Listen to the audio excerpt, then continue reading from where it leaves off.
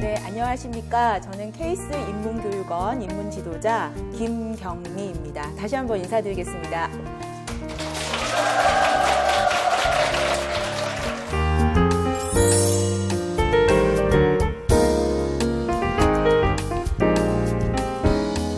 네, 오늘 저는 자녀 인성 함양을 위한 부모 교육이라는 주제로 강연을 시작하도록 하겠습니다.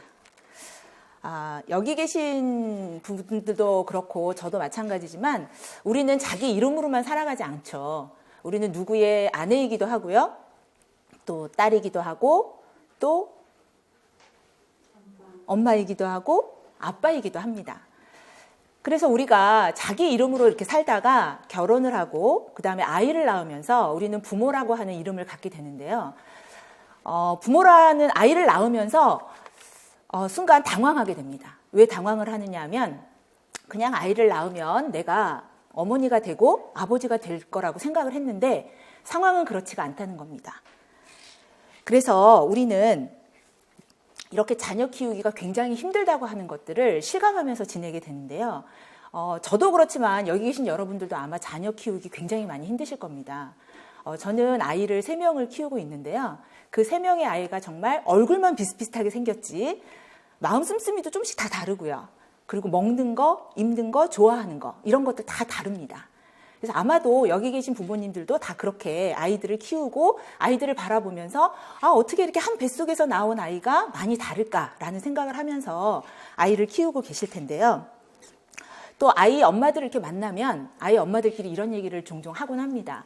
아이를 키우기가 너무 힘들다. 이렇게 힘든데 뭔가 아이를 잘 키울 수 있는 그런 방법을 알려주는 학원이 있었으면 학원이라도 내가 좀 다니면 아이를 잘 키울 수 있지 않을까? 얼마나 답답하면 이렇게 학원을 다니고 싶다는 이야기까지 하겠습니까? 이렇게 우리는 부모라면 누구나 자녀를 정말 잘 키워야 되는데 어떻게 하면 좀 더 우리 자녀를 잘 키울까 하는 고민을 누구나 다 할 것입니다. 저는 오늘 이 자녀 교육에 대한 고민들을 지금으로부터 약 2500년 전을 거슬러 가서 고전을 통해서 우리 부모들이 어떤 역할을 해야 되고 자녀를 어떻게 키워야 되는지에 대한 방법을 제시하고자 합니다. 자, 우리는 21세기라고 하는 최첨단 시대에 살고 있는데요. 이러한 최첨단 시대에 살고 있는 우리가 그렇다면 왜 2500년 전에 그 고전에 집중을 하고 주목을 해야 할까? 좀 의문이 되는 것이기도 합니다. 제가 이제 2500년 전에 그 가르침, 고전에 대한 가르침으로 이 자녀 교육의 방법을 제시를 한다고 말씀을 드렸었는데요. 자, 우리는 그러면 왜 고전을 통해서 이 자녀 교육의 방법을 얻을 수 있는 걸까? 자, 우리들이 지금 명동 한복판에 서 있다고 한번 생각을 해보겠습니다. 자, 서울 구경을 갔어요. 그래서 서울에서 제일 유명한 곳이 어디냐고 물어봤더니 명동이래요. 그래서 명동을 갔더니 주변에 모두 다 건물들로, 아주 빽빽한 건물들로 쌓여 있고요. 사람은 너무너무 많아요. 그래서 주변을 아무리 둘러봐도 건물밖에 안 보이고요. 서울의 모습을 제대로 볼 수가 없어요. 그래서 나는 서울 구경을 하러 왔는데 왜 서울은 잘 볼 수가 없을까 생각을 하다가 남산으로 올라갑니다. 남산 위에서 딱 보니 서울이 한눈에 쭉 보입니다. 고전이라고 하는 것은 우리에게 이렇게 남산과도 같은 존재이기도 합니다. 그래서 남산에서 서울의 진면목을 볼 수가 있듯이 고전이라고 하는 것은 우리가 가지고 있는 그 옛날부터 2500년이라고 하는 아주 오랜 옛날부터 지금까지 변하지 않고 우리 마음속에 살아있는 것. 그리고 우리가 혹은 생활을 하면서 좀 지나치거나 아니면은 잘 실천할 수 없었던 그런 생활의 삶의 지침들을 가지고 있기 때문에 오늘 우리는 고전에 주목해야 하는 것입니다. 자, 다음 그림 3개를 보실 텐데요. 자, 원숭이, 바나나, 팬더가 있어요. 자, 요거를 우리는 새 그림을 2개만 묶을 겁니다. 자, 마음속으로 묶으셨어요? 자, 뭐뭐로 묶으셨나요? 어떻게 묶으셨나요? 원숭이와 바나나. 또 다르게 묶으신 분? 원숭이와 팬더. 또 다르게 묶으신 분? 팬더와 바나나? 그렇게 묶지 않으셨겠죠? 예, 대부분 이런 질문을 드리면 원숭이와 바나나로 묶겠다고 하시는 분들이 여기 강의실에도 아마 대부분을 차지할 겁니다. 그리고 제가 또 다르게 묶으면요? 라고 질문을 드리면 그때는 원숭이하고 팬더를 묶으세요. 이게 바로 아주 간단하게 동양적인 사상과 서양적인 사상을 구분해 주는 그런 방법인데요.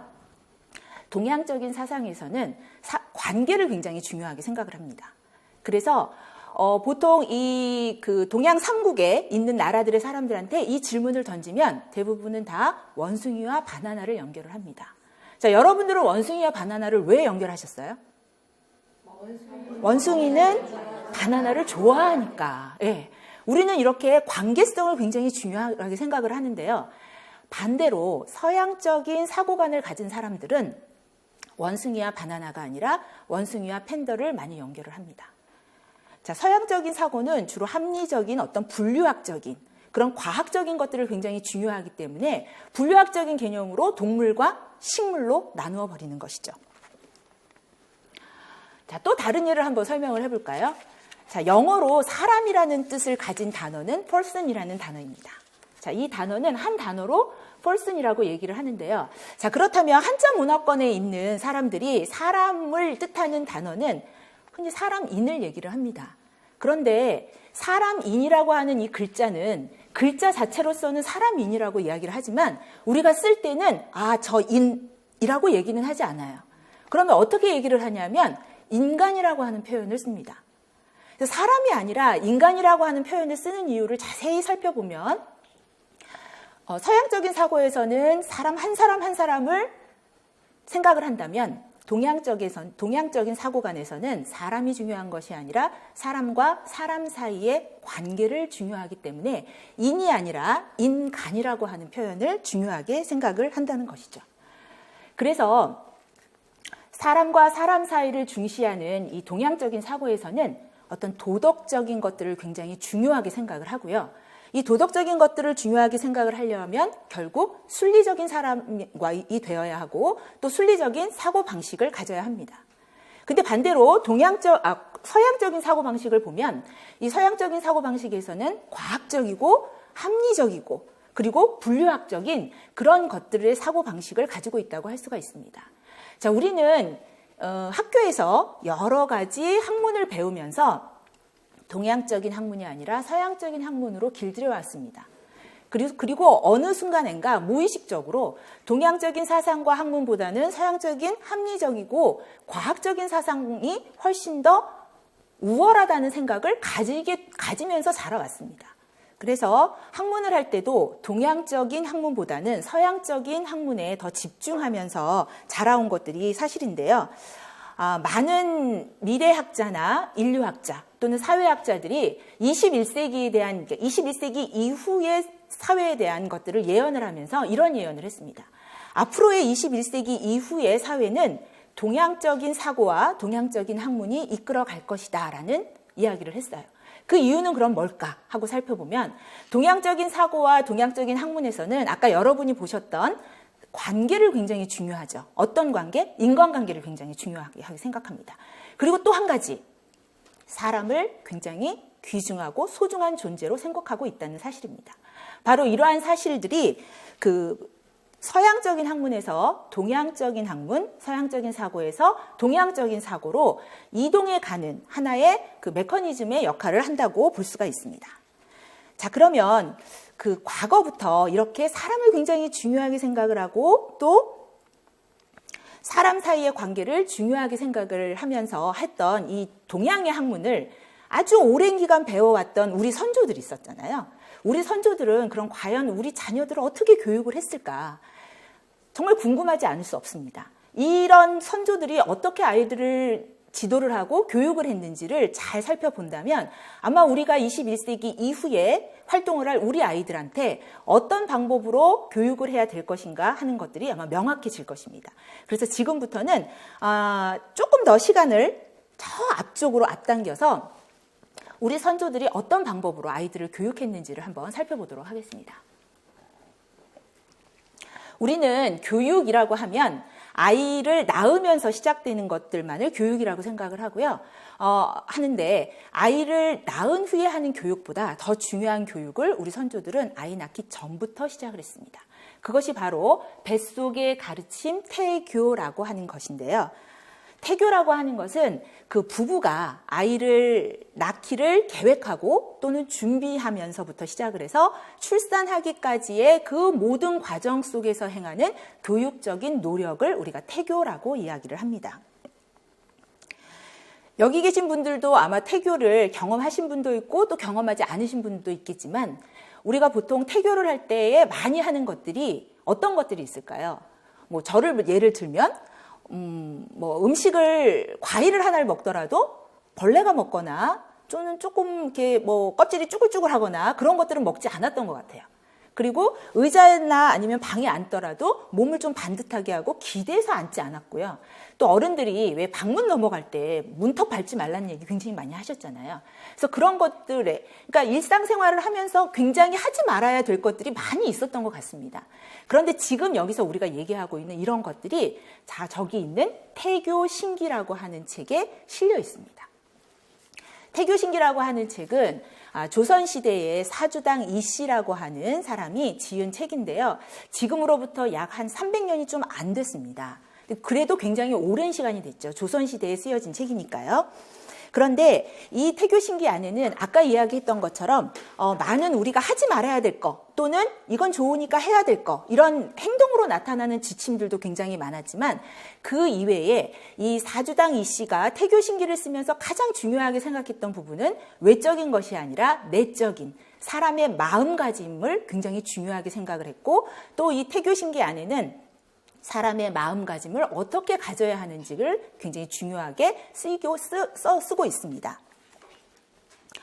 태교신기 속에는 이 마음가짐을 더 중요하게 생각을 하면서 부모의 마음가짐을 중요하게 생각을 했고요. 또 부모의 마음가짐 중에서도 어머니는 이 뱃속에 아이를 10달 동안 품고 있잖아요. 그러니까 그 10달 동안 품고 있는 동안에 이 어머니의 마음가짐이 그대로 아이에게 흡수되고 또는 정서가 이양되기 때문에 어머니의 마음가짐을 굉장히 중요하게 생각을 했습니다. 그래서 옛날에 우리 선조들은 보면 아이를 임신한 그 임산부에게는 좋은 음악과 그 다음에 아름다운 시와 이런 것들을 들려주어서 그 임산부가 굉장히 마음 편한 상태로 아이를 양육할 수 있는 뱃속에서 기를 수 있는 그런 시간을 많이 줬던 것들을 우리가 알 수가 있습니다. 자, 태교신기 1장에 제일 첫머리에 나와 있는 이야기를 한번 살펴보겠습니다. 아버지의 나음, 어머니의 기름, 스승의 가르침이 한결같다. 훌륭한 의사는 병들기 전에 다스리고 훌륭한 교육은 태어나기 전에 가르치는 것이다. 자, 의사는 병들기 전에 사실 다 치료를 해버리면 의사가 아니죠. 그죠? 네, 그런데 정말 훌륭한 의사는 사람이 병이 걸리기 전에 미리 예방하는 의사가 가장 훌륭한 의사랍니다. 그리고 또 교육은 아이가 태어난 이후에 하는 교육도 물론 잘해야 되지만 더 중요한 것은 이 뱃속에 있을 때 아이가 태어나기 전부터 계획하고 그다음에 그거를 실행으로 옮기는 것들을 더 중요하게 생각했다는 것을 알 수가 있습니다. 자, 다음 읽어볼까요? 까닭에 스승의 10년 가르침이 어머니가 10달 뱃속에서 기름만 못하고 어머니가 뱃속에서 10달 기름이 아버지가 하루 나음만 못하다라고 이야기가 되어 있습니다. 아마 이 부분은 많은 분들이 한 번쯤은 들어보셨을 수도 있는 구절들인데요.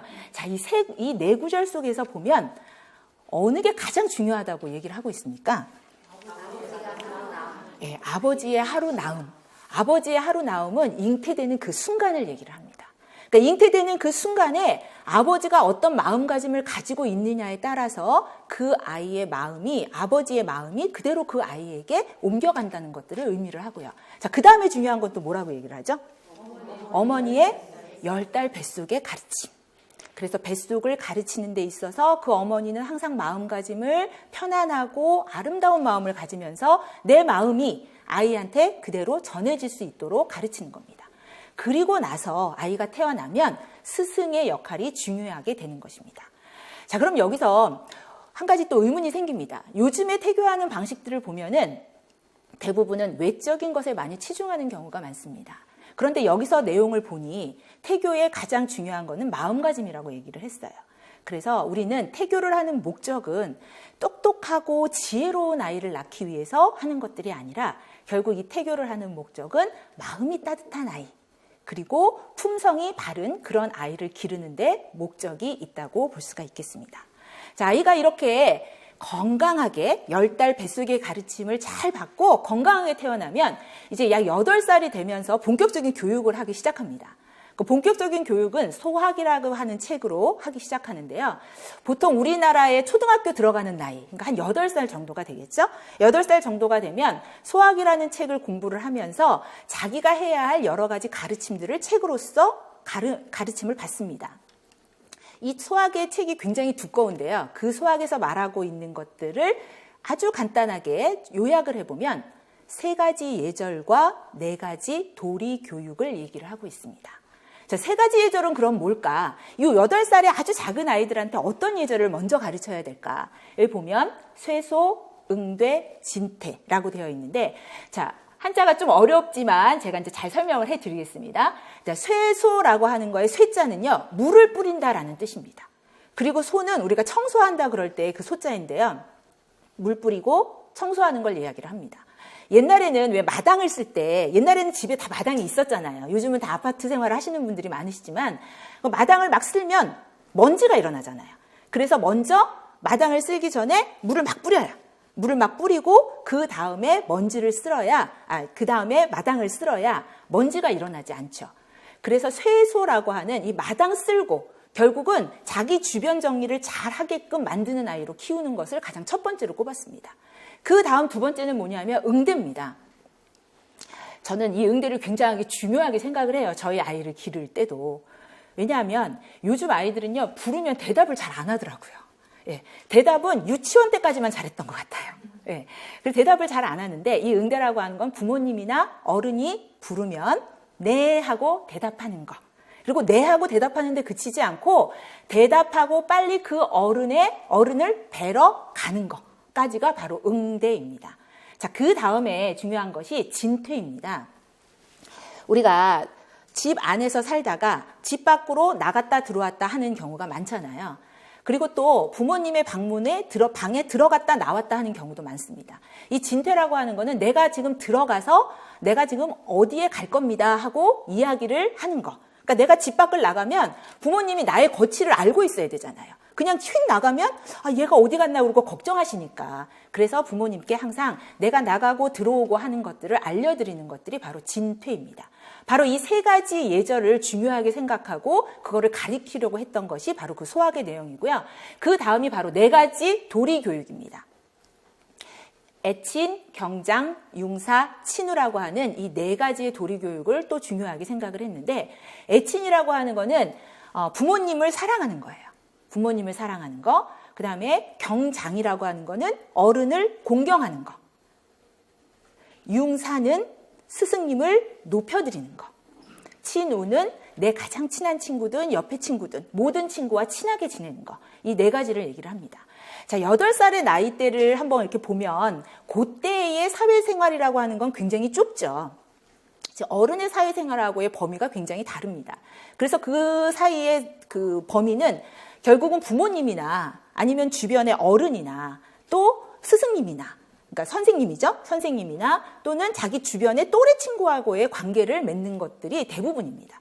그래서 이 소학이라고 하는 책에서는 이 8살의 아이가 할 수 있는 사회적으로 관계를 맺을 수 있는 것들을 요렇게 관계를 맺어라 하고 이야기를 하고 있습니다.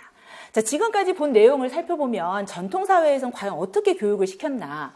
먼저 전통사회에서는 지금 머릿속으로 뭘 외우거나 하는 교육 지금까지 한 번도 하지 않았죠. 그러니까 지식을 훈련시키는 그런 교육은 어렸을 땐 하지 않았다는 겁니다. 그럼 주로 어떤 교육을 했냐. 요맘때는 지식이 중요한 것이 아니라 아이가 자기가 원래 착한 마음을 갖고 태어났는데 그 착한 마음을 다른 사람한테 잘 나눠주고, 그래서 사랑하는 마음과 공경하는 마음과 친하게 지내는 마음, 이런 마음들을 서로 가지고 살아갈 수 있도록 지도를 하는 덕성 교육을 중요하게 생각했다는 것이고요. 자, 2번째는 인간관계 교육입니다. 그러니까 인간관계를 할 때에 내가 어떻게, 부모님한테는 어떻게 인간관계를 해야 되고, 친구하고는 어떻게 인간관계를 해야 되고, 그리고 스승님한테는 어떻게 인간관계를 해야 되는지에 대한 그 도리교육을 공부를 같이 했었고요. 자, 그 다음에 또 한 것들이 있는데 그것이 바로 육예교육이라고 하는 것입니다. 자, 육예교육이 뭐냐 하면 여기 보면 예, 악, 사, 어, 서, 수, 이 6가지의 교육을 어릴 때 하게 되는데요. 예라고 하는 거는 인간관계 사이의 예의 범절을 얘기를 합니다. 우리가 보통은 예절이라고 많이 얘기를 하죠. 그 예절이라고 딱 얘기를 하면은 어떤 느낌이 드냐면 굉장히 형식적이다 라는 생각을 하게 되는데요.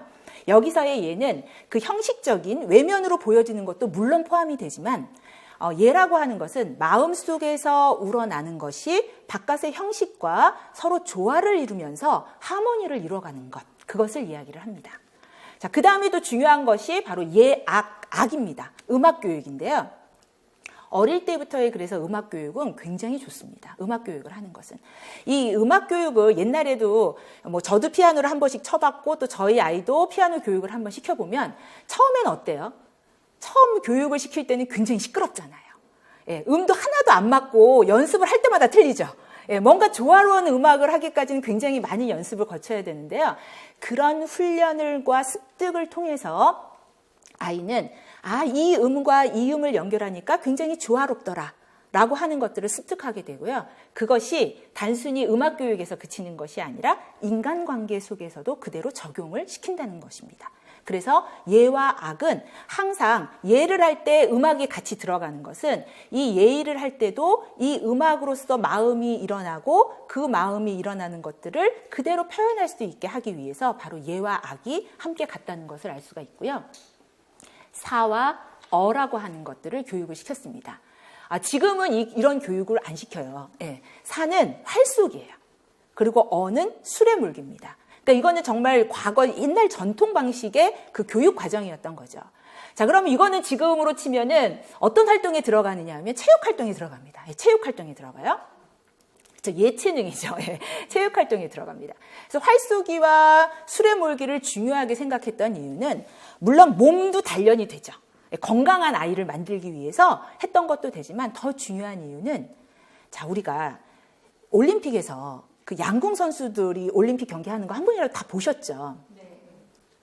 자, 양궁을 할 때 활쏘기를 합니다. 활쏘기를 할 때 이 활과 시위를 서로 당기면서 이게 흔들리면 제대로 쏴질까요?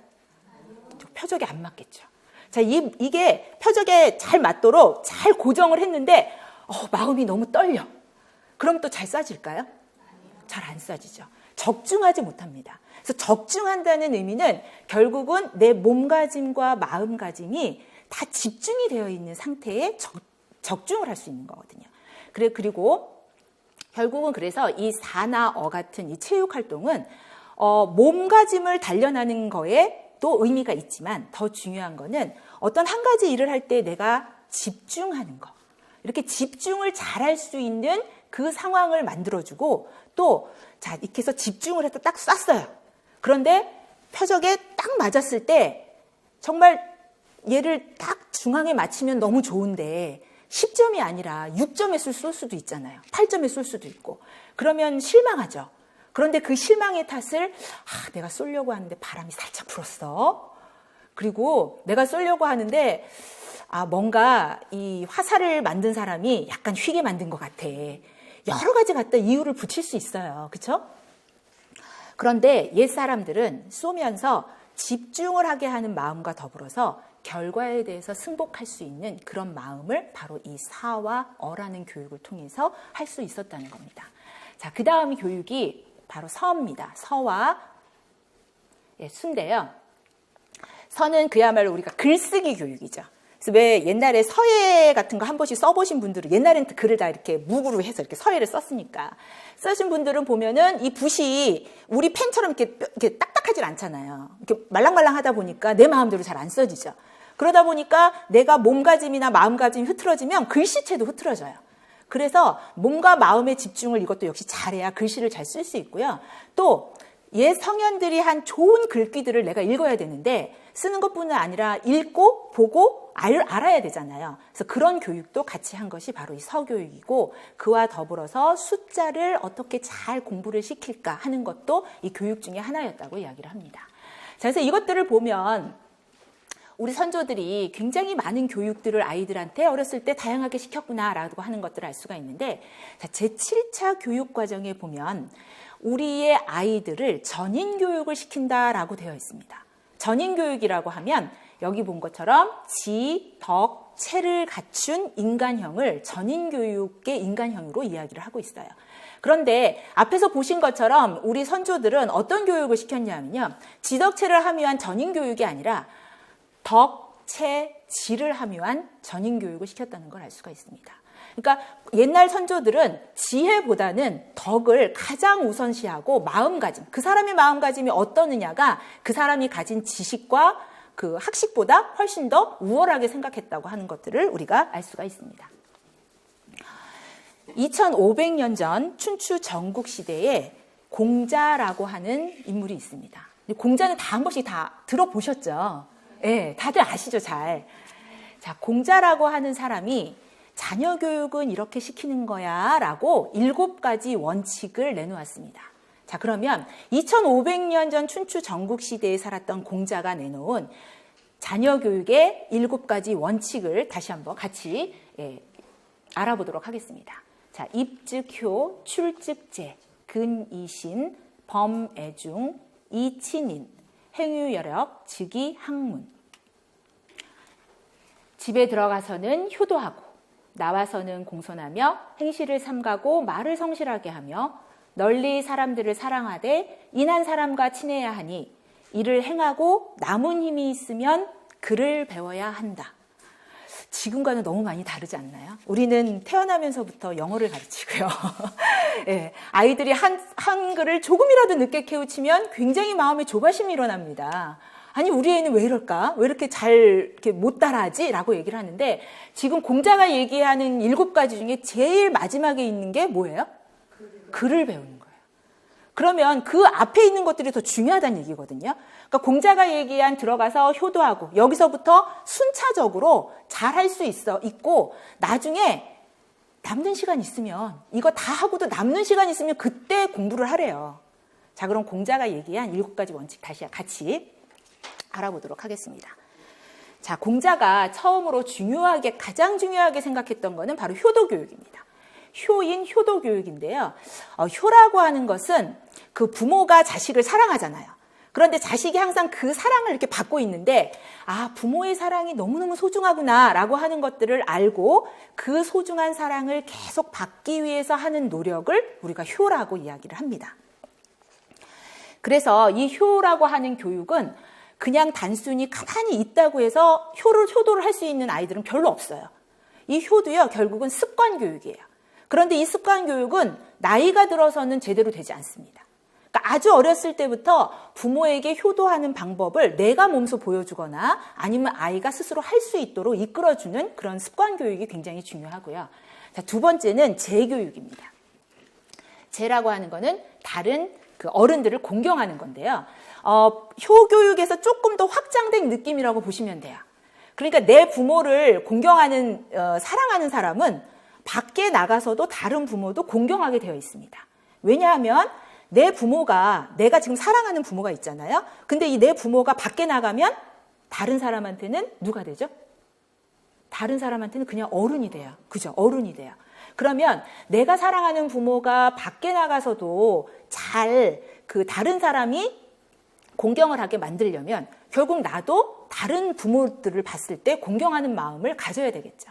그래서 효교육이라고 하는 것들이 좀 더 팽창이 되면 제교육이 되기 때문에 효교육만 제대로 되면 제교육은 그대로 이루어진다라고 보고 있습니다. 자, 다음은 근이라고 하는 겁니다. 삼가할 근자인데요. 몸을 삼가하고 마음을 삼가하는 정직교육을 이야기를 합니다. 혹시 맹자를 아세요? 맹자라고 하는 인물 들어보셨어요? 네, 맹자보다 더 우리한테 유명한 사람은 맹자 어머니죠. 네, 맹자 어머니는 맹모 삼천지교라는 3번 이사한 사람으로 굉장히 유명하잖아요. 하루는 맹자가 어렸을 때 어머니 하고 막 뛰어옵니다. 집으로. 너 왜 이렇게 뛰어오니? 하고 물어봤더니 어머니 저기 동구 밖에서 지금 돼지를 삶고 있어요. 저 돼지 왜 삶는 거죠? 라고 물어봤어요. 그런데 이 어머니는 집안일을 막 하면서 그냥 아무 생각 없이 넣어주려고 그러나 보지 라고 얘기를 했어요. 그런데 갑자기 정신이 번쩍 나는 겁니다. 그 돼지는 얘를 주려고 삶는 게 아니에요. 근데 어머니는 그냥 무심결에 넣어주려고 삶는 거지 라고 얘기를 하신 거예요. 그리고 나서 불이 나게 시장으로 달려갑니다. 달려가서 돼지고기 한 근을 사와서 아이를 맹자를 먹여요. 자, 이 어머니는 무슨 생각을 했을까? 그 찰나의 시간에 내가 말을 잘못했구나. 아무리 어린아이라 하더라도 그 부모를 닮고 따르고 나를 정말 이렇게 사랑하는 아이인데 부모가 거짓말을 했다고 하면 이 아이에게 얼마나 마음에 상처가 될까? 그리고 내가 한 이 사소한 거짓말이 이 아이한테 얼마나 큰 영향을 줄까? 정직이 가장 소중한 건데 내가 정말 잘못했구나 하고 돼지고기를 사다가 먹입니다. 이것처럼 그 부모가 한마디 하는 그 한마디는 아이들에게는 정말 우리가 왜 아주 핵심으로 삼는 우리가 존경하는 어떤 인물이 한 것보다도 더 중요한 말일 수 있다는 거죠. 그렇기 때문에 부모가 된 사람은 본인 스스로가 먼저 정직해야 아이들을 정직한 아이로 키울 수 있다는 겁니다. 그래서 정직 교육이 중요하고요. 다음은 신뢰 교육입니다. 믿음 교육이죠. 이 믿음이라고 하는 거는 모든 인간관계를 할 때 가장 중심에 서 있습니다. 그래서 사람과 사람 사이의 인간관계를 할 때는 모두 믿음이 중요하기 때문에 부모와 자식 관계에도 믿음이 없으면 성립이 되지 않고요.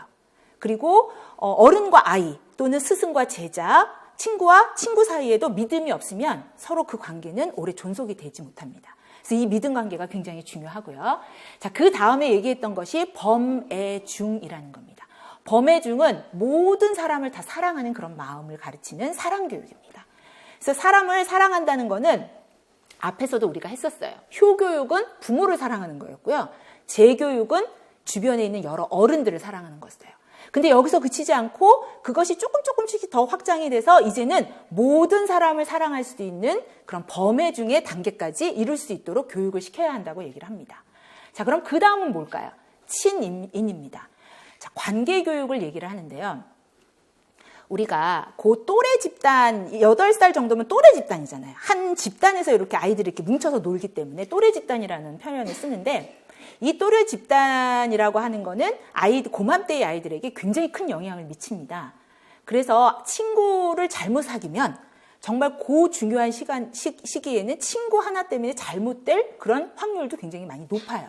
그래서 정말 좋은 친구를 사귀어야 되는데 공자도 그 부분에 대해서 공감을 하고 얘기를 하고 있는 부분이 바로 친인입니다.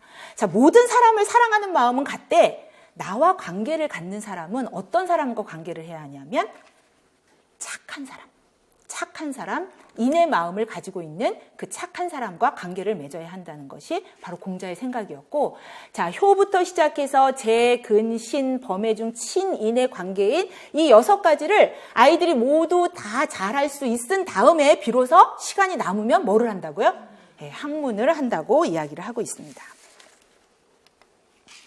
자, 이렇게 우리가 그 과거 우리 조상들이 어떤 교육을 했고 또 2500년이라고 하는 아주 먼 곳으로 여행을 하면서 그때 당시에는 어떤 고전으로 그 아이들을 지도를 했을까, 아이들의 자녀의 교육 방법은 뭐였을까라는 살펴봤는데, 자, 이렇게 지금까지 우리가 살펴본 것 중에서 중요한 키워드는 인성이었습니다.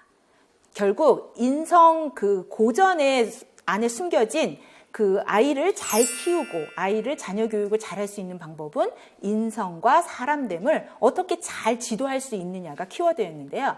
자, 인성 교육을 잘 가르치기 위해서는 조기 교육이 중요합니다. 이 조기 교육이라고 하는 말은 굉장히 많이 들어보셨죠? 학원의 전단지를 보면 조기 교육이 굉장히 중요하다고 얘기를 많이 해요. 그런데 제가 말하는 조기 교육은 지식적인 조기 교육이 아니라 결국 아이가 어떤 인성을 가지고 그리고 그 다른 인성을 어떻게 먼저 습득을 할 것인가. 그러니까 좀 더 아주 어렸을 때, 조금 더 어렸을 때 그 아이가 이런 것들을 잘 습득을 할 수 있어야 교육이 제대로 된다는 것입니다. 자, 우리가 옛날에 그 공작 시간에 찰흙을 가지고 이렇게 막 뭘 만들어요. 찰흙을 가지고 만들면 찰흙이 처음에는 말랑말랑하죠. 그래서 그 말랑말랑한 찰흙으로 뭐 그릇을 만들 수도 있고요. 뭐 곰돌이를 만들 수도 있고 여러 가지 문양에 자기가 원하는 문양으로 만들 수가 있어요. 그런데 이 찰흙을 조금만 가만히 두면은 어떻게 돼요? 굳어져요. 그러면 그 다음에 내가 이게 마음에 안 든다고 얘를 다시 만들 수 있나요? 다시 만들 수 없습니다. 이거를 우리가 가소성이라고 얘기를 하는데 자녀를 교육할 때도 마찬가지입니다. 이 어린 시기에는 가소성이 풍부로 해서 결국 아무렇게나 만져도 얘가 그 방향대로 따라온다는 겁니다. 그러니까 이 아이를 정말 뭐 그릇으로 만들지 아니면 수저로 만들지 아니면 접시로 만들지는 그 부모가 어떤 교육을 하느냐에 따라서 달려져 있다는 겁니다. 그런데 그 교육의 방침이 어렸을 때를 벗어나면 그 가소성이 이제 없어지기 때문에 더 이상 이거를 새로 만들려고 해도 굉장히 어렵거나 제대로 만들 수가 없다는 겁니다. 그래서 조기 교육이 굉장히 중요하고요. 그 다음에 중요하게 생각했던 것이 바로 양지양능이라고 하는 겁니다. 양지양능이라고 하는 건 뭐냐 하면 그 사람은 태어날 때부터요, 자기가 하늘로부터 가지고 태어나는 능력이 있어요. 누구나 다 가지고 있습니다. 여기 계신 모두 분들 다 가지고 계시고요. 여러분들의 자녀들도 다 이 양지양능을 다 가지고 태어났습니다. 자, 토끼 엄마하고 오리 엄마가 있습니다. 토끼 엄마의 고민은요, 얘는 너무 뜀박질은 잘하는데 수영을 못하네. 근데 또 오리 엄마의 고민은 뭐냐면요, 얘는 수영은 진짜 잘하는데 왜 이렇게 못 뛰는 거야. 한참 고민합니다. 그래서 토끼 엄마는 아주 유능한 수영, 국가대표 수영 코치를 데려다가 수영 연습을 시킵니다. 그리고 오리 엄마도 마찬가지로 마라톤 선수를 데려다가 뜀박질을 시켜요. 자, 이 아이들 수영 잘하고 뜀박질 잘할 수 있을까요? 조금 나아지기는 하겠죠. 네, 조금 나아지긴 할 텐데요. 본인이 가지고 있는 능력은 잘 뛰고 수영을 잘하는 것이기 때문에 토끼가 수영을 잘하거나 오리가 뜀박질을 잘하는 경우는 거의 없습니다. 자, 여러분들의 자녀도 마찬가지입니다. 그래서 아이들은 누구나 자기가 가지고 태어난 잘할 수 있는 능력을 모두 다 가지고 있어요. 그래서 부모들의 할 일은요, 내가 그 아이를 어떻게 교육시킬까, 어떻게 뭐를 잘하는 아이로 키울까에 관심을 두지 마시고 오히려 그것보다는 우리 아이가 잘할 수 있는 게 뭔가 잘 들여다보세요. 잘 들여다보시고 그리고 그 아이가 잘할 수 있는 것들을 개발시켜주는 그런 교육의 목적이 있는 겁니다. 자, 세 번째는 솔선수범입니다. 우리가 길을 가다가 옛사람들은 길을 가다가 밤에 길을 잃으면 어떻게 했냐면요, 북극성의 위치를 먼저 확인합니다. 왜냐하면 북극성은 움직이지 않아요. 그래서 그 움직이지 않는 별을 지침으로 해서 내가 가야 할 방향을 정하고 갔었는데요. 마찬가지로 이 부모는요, 아이들에게 북극성과 같은 역할을 합니다. 그래서 부모가 자꾸 움직이면 어때요? 아이들이 우왕좌왕해요. 길 다 잃어버립니다. 부모는 항상 그 자리에 서서 아이들이 제대로 길을 잘 찾을 수 있도록 북극성과 같은 역할을 해줘야 되고요. 그렇기 때문에 부모가 솔선수범하는 일은 굉장히 중요하다고 볼 수가 있습니다. 아이들이 솔선수범하게 하는 것들, 특히 이 솔선수범은 인성 같은 것들을 솔선수범하는 것들은 부모들의 역할이 굉장히 중요한데요. 이 인성은 말이나 글로써 배울 수 있는 게 아닙니다. 이 인성은 어떤 걸로 배우냐면 몸으로 체득하거나 아니면 습득하거나 실천을 통해서 할 수 있는 것이기 때문에 부모가 인성을 제대로 실천하지 않으면 아이들은 따라오지 않습니다. 그래서 부모의 솔선수범의 역할이 굉장히 중요하고요. 자, 네 번째로는 고전교육입니다. 이제 글을 좀 읽을 줄 알고 그다음에 웬만큼 머리로 뭔가 지식을 알 수 있는 그런 나이가 되면 이제 고전을 가르치는 겁니다. 그래서 고전을 가르친다고 하는 거는 왜 고전을 그럼 가르쳐야 할까? 앞에서도 제가 고전이라고 하는 것이 왜 이렇게 중요한가에 대해서 이야기를 했는데요. 고전이라고 하는 거는 굉장히 오랫동안 변하지 않고 우리 마음속 깊은 곳에 항상 숨어 있으면서 그러나 우리가 생활을 하면서 뭔가 잃어버리고 잘 지켜지지 않고 실천을 하지 못하는 삶의 지침 같은 거라고 했죠. 그래서 그런 것들을 계속 읽어나가면서 나의 생활이 어떤지에 대해서 반성을 하고 그 다음에 앞으로 어떻게 잘 이 생활을 좀 더 풍요롭게 해나갈 것인가 하는 것들을 결정하는 것들은 바로 이 고전 교육에 있다고 할 수가 있습니다. 자, 장자라고 하는 사람이 이런 이야기를 했습니다. 옛날 노나라에 바다새 한 마리가 교회에 날아왔습니다. 그런데 이 바다새는 궁궐로 들어왔는데요. 이 바다새가 들어와서 궁을 한 바퀴 휘 하고 도니까 임금님이 딱 보니까 너무 예쁜 거예요. 그래서 쟤 예쁘니까 내가 데리고 살아야 되겠다. 그리고 데려옵니다. 그리고 진수성찬을 내놔요. 야, 너 내가 이거 진짜 좋아하는 거야. 너 내가 진짜 좋아하는 옷감으로 한번 옷도 한번 지어줄까? 너 내가 진짜 좋아하는 그 술이 있고 그다음 음식도 있는데 이것도 한번 먹어봐. 계속 그렇게 권해요.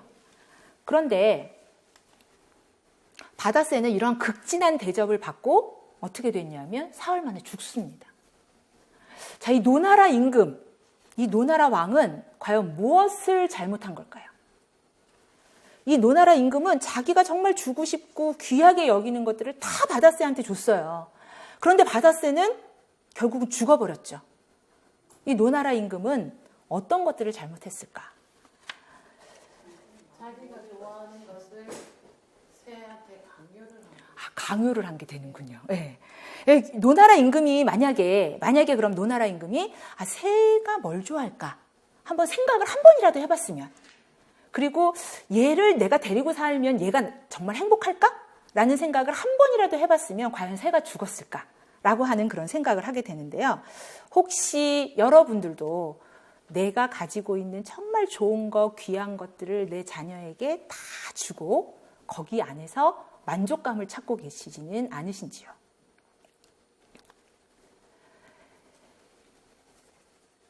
원숭이와 같은 그 집단 생활을 하는 영장류들은요, 어떤 생활을 하냐면 모여서 살면서 서로 일을 잡아준대요. 그래서 일을 잡아주는데 둘이서 이렇게 한 조가 돼서 서로 일을 잡아주는 거예요. 그래서 일을 잡아주는데 일을 잡는 거는 금방 끝난대요. 매일매일 잡으니까 뭐 이가 많아봐야 얼마나 많겠어요. 이렇게 잡아서 이렇게 일을 잡는데 자세히 들여다 보니까 잡을 이가 더 없는데도 불구하고 계속 잡고 있다는 거죠. 그럼 얘네들은 도대체 뭐를 하는 걸까? 이렇게 알아봤더니 이 영장류인 이 원숭이들은요, 이 이를 잡는 행동을 통해서 상대방하고 공감하고 소통한답니다. 자, 지난 60년 동안 하버드 대학을 졸업한 졸업생들을 추적 조사를 해봤는데요. 그것들을 추적 조사를 해보니 거기서 공부를 잘한 사람이 과연 성공을 했을까라고 하는 것들을 한번 추적 조사해봤어요. 그랬더니 성공한 사람들이 공부를 꼭 잘하지는 않았답니다. 그러면 하버드 대학을 졸업한 그 사람들 중에 성공한 CEO들은 과연 어떤 특징을 가지고 있을까? 그런 것들을 살펴봤더니 모두 유머가 굉장히 많거나 유머가 좋은 사람이거나 또는 상대를 배려할 줄 아는 사람이거나요. 또는 굉장히 친절하거나 사리 분별, 그러니까 옳고 그름을 잘 분별할 수 있는 그런 사람들이었다고 얘기를 합니다. 자, 이런 사람들은 결국 어떤 특징을 가지고 있느냐면요. 인성이 훌륭하고요. 다른 사람과 소통하는 능력을 가진 사람들입니다. 어렸을 때부터 자녀가 부모랑 잘 소통을 하고 그러한 소통하는 방법을 잘 익히는 사람들은요, 나이가 들어서 사회생활을 하면서 어떤 누구들을 만나더라도 이 사람과 내가 어떻게 소통을 할지에 대한 것들을 잘 알고 있습니다. 그래서 부모가 자녀와 소통을 하는 것들은 물론 자녀와 좋은 인간관계를 맺기 위해서도 굉장히 중요하지만 또 한편으로는 우리 아이가 사회생활을 할 때에 다른 사람들과도 소통하는 능력을 키우기 위해서도 굉장히 중요한 능력 중에 하나라고 볼 수가 있습니다. 자, 여러분들도 오늘 집에 돌아가시면 우리 아이하고는 어떻게 소통을 할까 한번 생각해 보시는 것도 좋을 것 같습니다. 저의 경험담을 이야기를 잠깐 드리면 저희 아이가 셋이 있는데요. 정말 하나이마다 굉장히 힘든 사춘기 시절을 보냈습니다. 그런데 큰아이니까 저도 처음 엄마잖아요. 엄마 역할 저도 처음 해보거든요.